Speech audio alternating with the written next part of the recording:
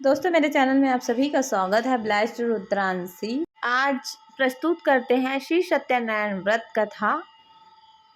चलिए, एक समय की बात है, नैमिषारण्य तीर्थ में सौनिक आदि 88,000 ऋषियों ने श्री सूत जी से पूछा, हे प्रभु, इस कलयुग में वेद विद्या रहित पुरुषों को प्रभु भक्ति किस प्रकार मिल सकती है तथा उनका उद्धार कैसे होगा। हे मुनि श्रेष्ठ, कोई ऐसा तब बतलाइए जिससे थोड़े दिन में ही पुण्य मिले और मनवांछित फल भी मिल जाए। इस प्रकार की कथा सुनने की हम इच्छा रखते हैं। सर्व शास्त्रों के ज्ञाता सूत जी बोले, हे वैष्णव में पूज्य, आप सभी ने प्राणियों के हित की बात पूछी है, इसलिए मैं एक ऐसे श्रेष्ठ व्रत को आप लोगों को बताऊंगा जिससे नारद जी ने लक्ष्मी नारायण जी से पूछा था और लक्ष्मीपति ने मुनि श्रेष्ठ नारद जी से कहा था। आप सब इसे ध्यान से सुनिए।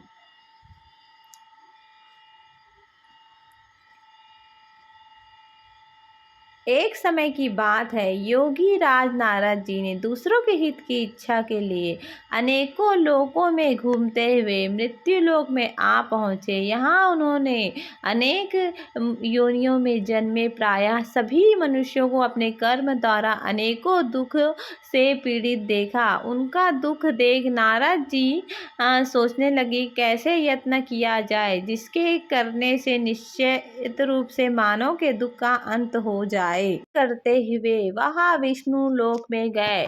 वहाँ देवों के ईश भगवान नारायण की स्तुति करने लगे, जिनके हाथों में शंख चक्र गदा और पद्म थे, गले में वर माला पहने हुए थे। स्तुति करते हुए नारद जी बोले, हे भगवान, आप अत्यंत शक्ति से संपन्न हैं, मन तथा वाणी भी आपको नहीं पा सकती।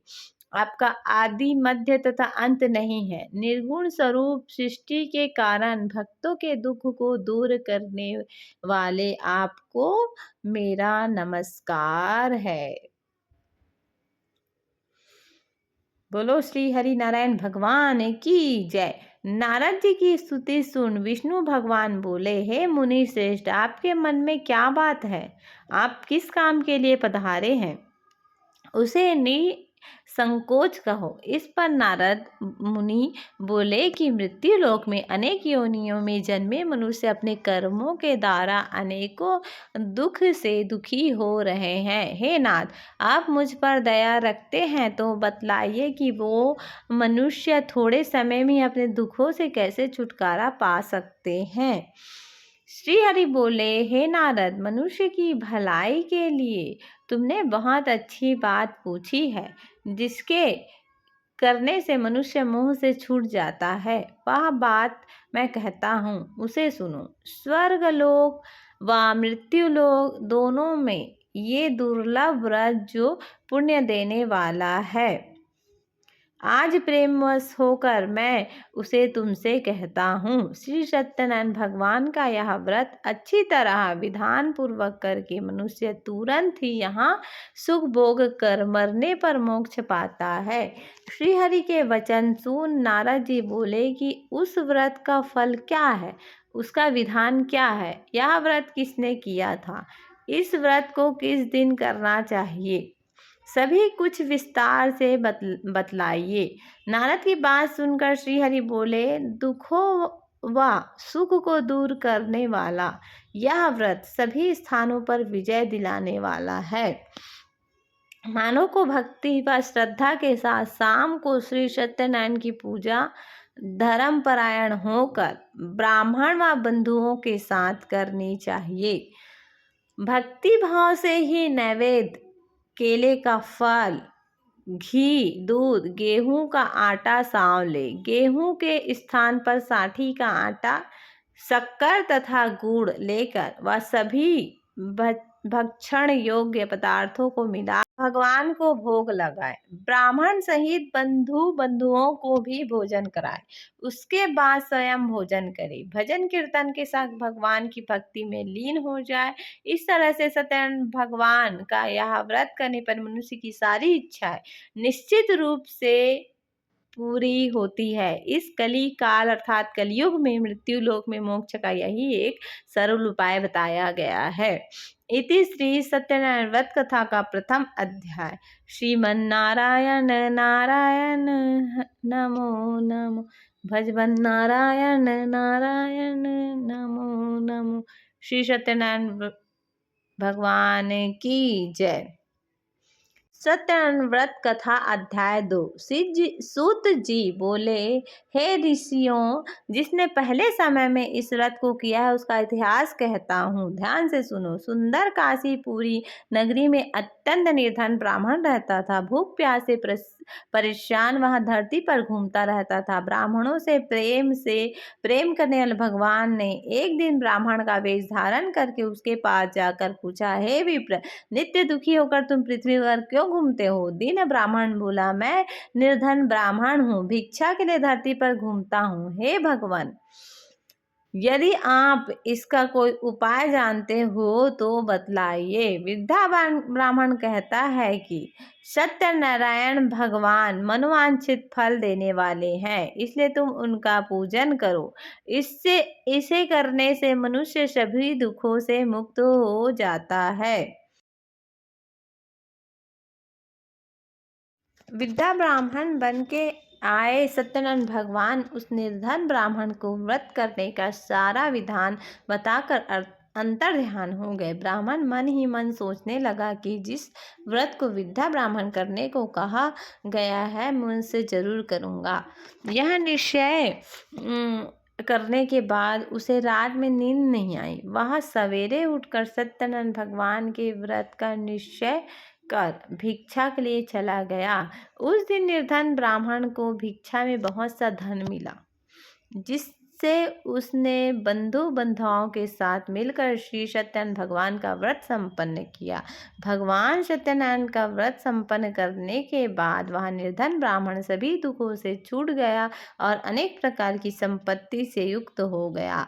उसी समय से यह ब्राह्मण हर माह इस व्रत को करने लग गया। इस तरह से सत्यनारायण भगवान के व्रत को जो मनुष्य करेगा वह सभी प्रकार के पापों से दूर होकर मोक्ष को प्राप्त होगा। जो मनुष्य इस व्रत को करेगा वह भी सभी दुखों से मुक्त हो जाएगा। सूत जी बोले कि इस तरह से नारद जी से नारायण जी का कहा हुआ श्री सत्यनारायण व्रत को मैंने तुमसे कहा है। हे विप्र, मैं अब और क्या कहूँ? ऋषि बोले, हे मुनिवर, संसार में उस विप्र से सुनकर और किस किस ने इस व्रत को किया है, हम सब इस बात को सुनना चाहते हैं। इसके लिए हमारे मन में श्रद्धा का भाव है। सूत जी बोले, हे मुनियों, जिसने इस व्रत को किया है वह सब सुनो। एक समय वही विप्र धन व ऐश्वर्य के अनुसार अपने बंधुओं के साथ इस व्रत को करने को तैयार हुआ। उसी समय एक लकड़ी बेचने वाला बूढ़ा आदमी आया और लकड़ियां बाहर रखकर अंदर ब्राह्मण के घर में गया। प्यास से दुखी वह लकड़हारा उनको व्रत करते देख विप्र को नमस्कार कर पूछने लगा, आप यहाँ क्या कर रहे हैं तथा इसे करने से क्या फल मिलेगा, कृपया मुझे भी बतलाइए। ब्राह्मण ने कहा, सब मनोकामनाओं को पूर्ण करने वाला यह सत्यनारायण भगवान का व्रत है। इनकी कृपा से ही मेरे घर में धन दान आदि की वृद्धि हुई है। विप्र से सत्यनारायण व्रत के बारे में जानकर लकड़हारा बहुत प्रसन्न हुआ। चरणामृत लेकर वह प्रसाद खाने के बाद वह अपने घर गया। लकड़हारे ने अपने मन में संकल्प किया कि आज लकड़ी बेचने से जो धन मिलेगा उसी से श्री सत्यनारायण भगवान का उत्तम व्रत करूंगा। मन में इस विचार को लेकर बूढ़ा आदमी सिर पर लकड़ियां रख उस नगर में बेचने गया जहां धनी लोग ज्यादा रहते थे। उस नगर में उसे अपने लकड़ियों का दाम पहले से 4 गुना अधिक मिला है। बूढ़ा प्रसन्नता के साथ दाम लेकर केले, शक्कर, घी, दूध, दही और गेहूं का आटा ले और सत्यनारायण भगवान के व्रत की अन्य सामग्री लेकर अपने घर गया। वहां उसने अपने बंधुओं को बुलाकर विधि विधान से सत्यनारायण भगवान का पूजा और व्रत किया। इस व्रत के प्रभाव से वह बूढ़ा लकड़हारा धन, पुत्र आदि से युक्त होकर संसार के समस्त सुख भोग अंत काल में वैकुंठ धाम चला गया। इति श्री सत्यनारायण व्रत कथा का द्वितीय अध्याय संपूर्ण हुआ। श्रीमन्नारायण नारायण नारायण, भजमन नारायण नारायण नारायण। श्री सत्यनारायण भगवान की जय।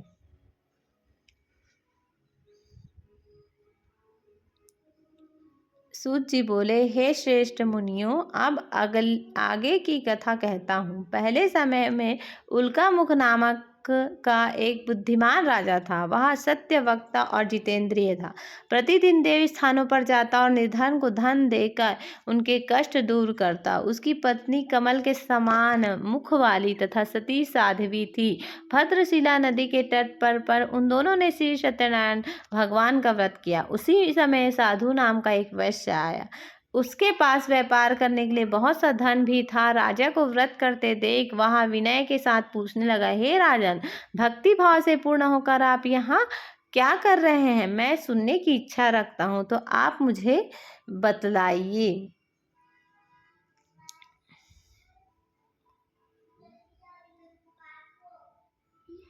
राजा बोला, हे साधु, आपने बंधुओं के साथ पुत्र आदि की प्राप्ति के लिए एक महाशक्तिमान श्री सत्यनारायण भगवान का व्रत व पूजन कर रहा हूँ।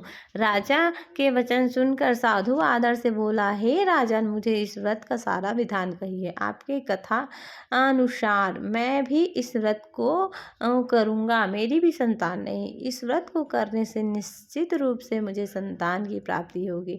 राजा से व्रत का सारा विधान सुन व्यापार से निर्वित हो वहां अपने घर गया।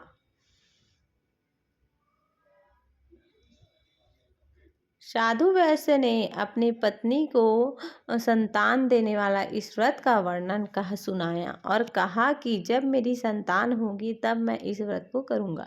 साधु ने इस तरह के वचन अपनी पत्नी लीलावती से कहा। एक दिन लीलावती पत्नी पति के साथ आनंदित हो सांसारिक धर्म में प्रवृत्त होकर सत्यनारायण भगवान की कृपा से गर्भवती हो गई। 10वें महीने में उसके गर्भ से एक सुंदर कन्या ने जन्म लिया। दिनों दिन वहां ऐसे बढ़ने लगी जैसे शुक्ल पक्ष का चंद्रमा बढ़ता है। माता पिता ने अपनी कन्या का नाम कलावती रखा।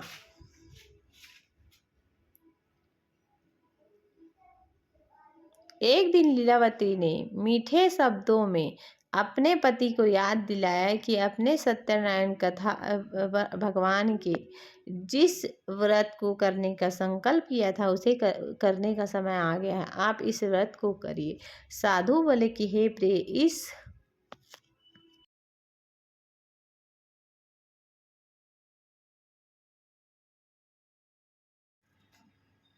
इस व्रत को मैं उसके विवाह पर करूँगा। इस प्रकार अपनी पत्नी का आश्वासन देकर वह नगर को चला गया। कलावती पिता के घर में रहा वृद्धि को प्राप्त हो गई। साधु ने एक बार नगर में अपनी कन्या को सखियों के साथ देखा तो तुरंत ही दूत बुलाया और कहा, मेरी कन्या के योग वर देखकर आओ। साधु की बात सुनकर दूत कंचन नगर पहुँचे और वहां देखभाल कर लड़की के सुयोग वाणिक पुत्र को ले आए। सुयोग लड़के को देख साधु ने बंधुओं को बुलाकर अपनी पुत्री का विवाह कर दिया। लेकिन दुर्भाग्य की बात यह है कि साधु ने अभी भी श्री सत्यनारायण भगवान का व्रत नहीं किया। इस पर श्री भगवान क्रोधित हो गए और श्राप दिया कि साधु को अत्यंत दुख मिले। अपने कार्य में कुशल साधु बनिया जमाई को लेकर समुद्र के पास स्थित होकर रत्नसारपुर नगर में गया। वहाँ जाकर दामाद ससुर दोनों मिलकर चंद्रकेतु राजा के नगर में व्यापार करने लगे। एक दिन भगवान सत्यनारायण की माया से एक चोर राजा का धन चुराकर भाग रहा था।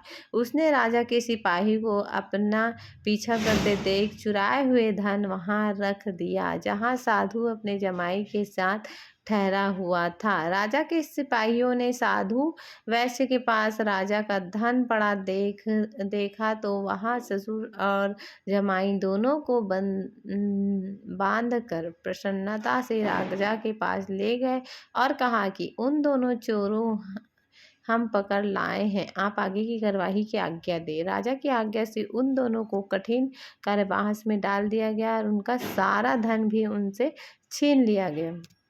श्री सत्यनारायण भगवान से श्राप से साधु की पत्नी भी बहुत दुखी हुई। घर में जो धन रखा था उसे चोर चुरा ले गया। शारीरिक तथा मानसिक पीड़ा व भूख प्यास से अति दुखी हो अन्न की चिंता में कलावती के ब्राह्मण के घर गई। वहां उसने श्री सत्यनारायण भगवान का व्रत होते देखा। फिर कथा भी सुनी। वह प्रसाद ग्रहण कर वहां रात को घर वापस आई। माता के कलावती से पूछा कि पुत्री, अब तक तुम कहाँ थी, तेरे मन में क्या है। कलावती ने अपनी माता से कहा, हे माता, मैंने एक ब्राह्मण के घर में श्री सत्यनारायण भगवान का व्रत देखा है। कन्या के वचन सुनकर लीलावती भगवान के पूजन की तैयारी करने लगी। लीलावती ने परिवार व बंधु सहित सत्यनारायण भगवान का पूजन किया और उनसे वर मांगा कि मेरी पति तथा जमाई शीघ्र घर आ जाए। साथ ही यह भी प्रार्थना की कि हम सबका अपराध क्षमा करे। श्री सत्यनारायण भगवान इस व्रत से संतुष्ट हो गए। राजा चंद्रकेतु को सपने में दर्शन दे कहा, हे राजन, तुम उन दोनों वैश्यों को छोड़ दो और तुमने उनका जो धन लिया है उसे वापस कर दो। अगर ऐसा नहीं किया तो मैं तुम्हारा धन, राज्य व संतान सभी नष्ट कर दूंगा। राजा को यह सब कहकर वहां अंतर्ध्यान हो गए। प्रातः काल सभा में राजा ने अपना सपना सुनाया। फिर बोले कि वाणिक पुत्र को कैद से मुक्त कर सभा में लाओ। दोनों ने आते ही राजा को प्रणाम किया। राजा मीठी वाणी में बोले, हे महानुभाव,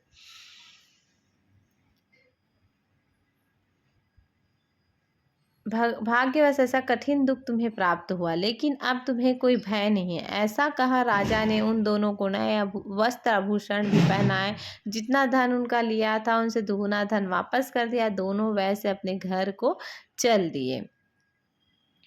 इति श्री सत्यनारायण व्रत कथा का 3 अध्याय संपूर्ण हुआ। श्रीमन्नारायण नारायण नारायण, भजमन नारायण नारायण नारायण। श्री सत्यनारायण भगवान की जय। सूत जी बोले, वैश्य ने मंगलाचार कर अपनी यात्रा आरंभ की और अपने नगर की ओर चल दिए। उनके थोड़े दूर जाने पर एक दंडी वेशभूषा श्री सत्यनारायण ने उनसे पूछा, हे साधु, तेरे नाम में क्या है। अभी वाणिक हंसता हुआ बोला, हे दंडी, आप क्यों पूछते हो, क्या धन लेने की इच्छा है। मेरे नाम में तो बेल व पत्ते भरे हुए। वैश्य के कठोर वचन सुन भगवान बोले, तुम्हारा वचन सत्य हो। दंडी ऐसे वचन कह वहां से दूर चले गए। कुछ दूर जाकर समुद्र के किनारे बैठे। दंडी के जाने के बाद साधु वैश्य ने नित्य क्रिया के पश्चात नाव को ऊंची उठे देख कर अचंभा माना और नाव में बेल पत्ते आदि देख कर वहां मूर्छित हो जमीन पर गिर पड़ा।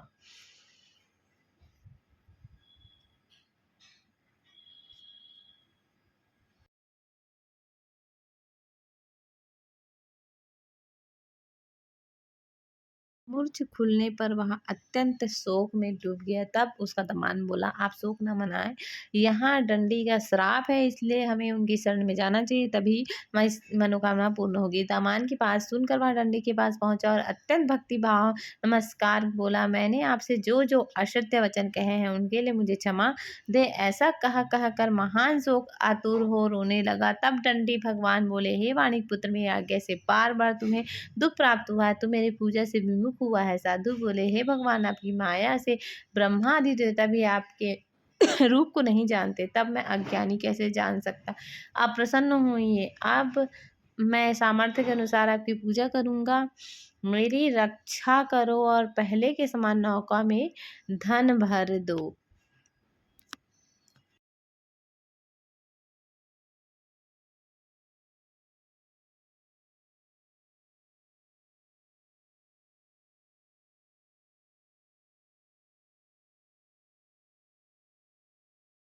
साधु वैश्य के भक्ति पूर्वक वचन सुनकर भगवान प्रसन्न हो गए और इसकी इच्छा अनुसार वरदान देकर अंतर ध्यान हो गए। साधु जमाई अब नाव पर आए तो नाव धन से भरी हुई थी। फिर वहीं अपने अन्य साथियों के साथ सत्यनारायण भगवान का पूजन कर अपने नगर को चल दिए। जब नगर के नजदीक पहुंचे तो दूत को घर पर खबर करने के लिए भेज दिया। दूत साधु की पत्नी को प्रणाम कर कहा कि मालिक, आपने दामान सहित नगर के निकट आ गए हैं। दूत की बात सुन साधु की पत्नी लीलावती ने बड़े हर्ष के साथ सत्यनारायण भगवान का पूजन कर अपनी पुत्री लीलावती से कहा कि मैं अपने पति के दर्शन को जाती हूँ, तू अन्य कार्य पूर्ण कर शीघ्र आ जाना। माता के ऐसे वचन सुनकर कलावती जल्दी में प्रसाद छोड़ अपने पति के पास चली गई।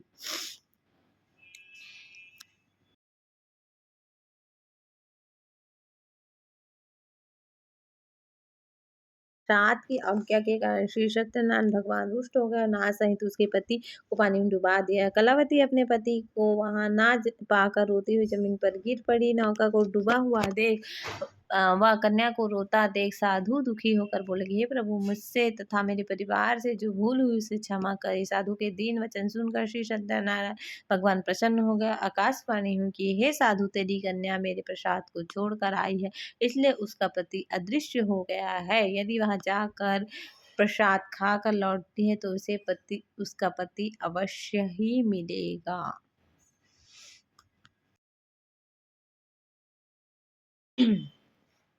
ऐसी आकाशवाणी सुनकर कलावती घर पहुंचकर प्रसाद खाती है और फिर आकर अपने पति के दर्शन करती है। उसके बाद साधु ने अपने बंधुओं सहित श्री सत्यनारायण भगवान का विधि विधान से पूजन किया। इस लोक का सुख भोग कर वह अंत में स्वर्गलोक जाता है। इति श्री सत्यनारायण कथा का चतुर्थ अध्याय संपूर्ण हुआ। श्रीमन्नारायण नारायण नारायण भजमन नारायण नारायण नारायण। श्री सत्यनारायण भगवान की जय। सूत जी बोले, हे ऋषि, मैं और एक कथा सुनाता हूँ, उसे भी ध्यान पूर्वक सुनो। प्रजापालन में लिंग तुंधज नाम का एक राजा था। उसने भी भगवान का प्रसाद त्याग कर बहुत ही दुख सहन किया। एक बार वन में जाकर वन पशु को मार कर वहाँ बड़ के पेड़ के नीचे आया। वहाँ उसने ग्वाला को भक्ति भाव से अपने बंधुओं सहित सत्यनारायण भगवान का पूजन करते देख अभिमानवश राजा ने उन्हें देख कर भी पूजा स्थान में नहीं गया और ना ही उसने भगवान को नमस्कार किया। ग्वालों ने राजा को प्रसाद दिया, लेकिन उसने वहाँ प्रसाद नहीं खाया और प्रसाद को वहीं छोड़कर वह अपने नगर को चला गया।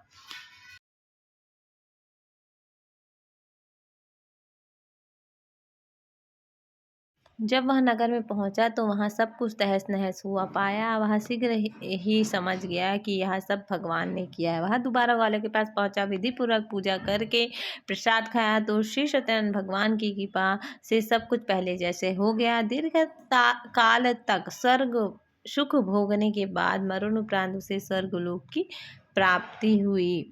जो मनुष्य परम दुर्लभ इस व्रत को करेगा तो भगवान सत्यनारायण के अनुकंपा से उसे धन धान की प्राप्ति होगी, निर्धन धनी हो जाएगा और भय मुक्त हो जीवन जीता। संतानहीन मनुष्य को संतान सुख मिलता है और सारे मनोरथ पूर्ण होने पर मानव अंत काल में बैकुंठ धाम को जाता है।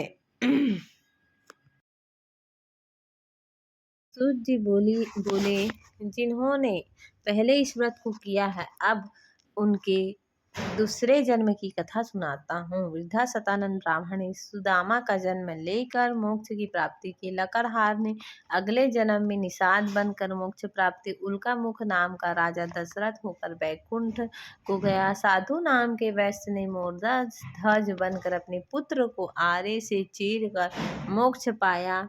महाराज तुम धन्य स्वयंभू होकर भगवान में भक्ति युक्त हो कर्म कर मोक्ष पाया। इति श्री सत्यनारायण व्रत का पंचम अध्याय संपूर्ण हुआ।